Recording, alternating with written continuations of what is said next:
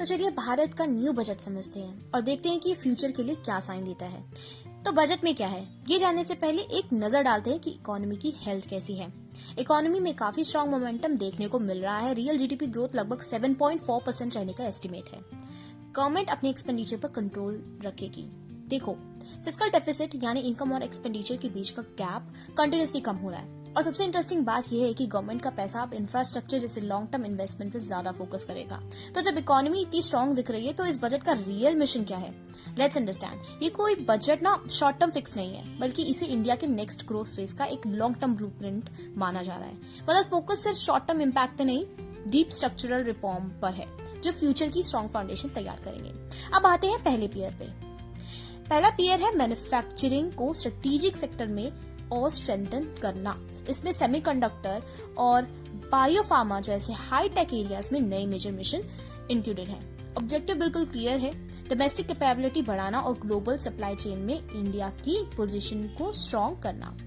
MSMEs, micro small and medium enterprises को भी 3 major तरीकों से बड़ा बूस्ट दिया जा रहा है। अब जो सबसे इंटरेस्टिंग पॉइंट है वो इंडिया का सबसे वैल्यूएबल एसेट में इन्वेस्टमेंट मतलब ह्यूमन कैपिटल है।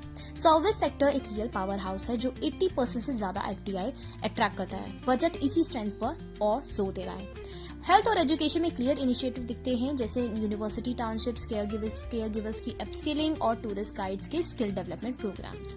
अब इन सब रिफॉर्म्स को पॉसिबल बनाने के लिए फाइनेंशियल और टैक्स सिस्टम को भी अपग्रेड किया जा रहा है।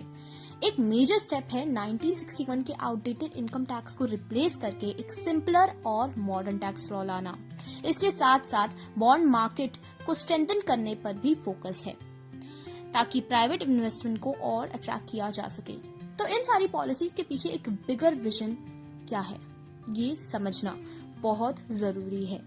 ये बजट इंडिया को सिर्फ सेल्फ रिलायंट बनाने तक सीमित नहीं है, बल्कि इंडिया को ग्लोबल वैल्यू चेन्स का एक स्ट्रॉन्ग और एसेंशियल पार्ट बनाने की डायरेक्शन में बड़ा कदम है।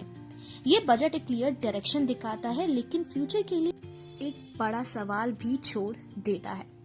Can the government really pull this off? Because execution is the biggest problem.